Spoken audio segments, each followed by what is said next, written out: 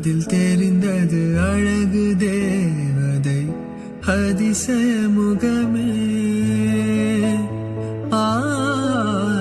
தீப்பொறியன இருவிழிகளும் தீக்குச்சியன என்னை உரசிட கோடி பூக்களாய் மலர்ந்தது மனமே.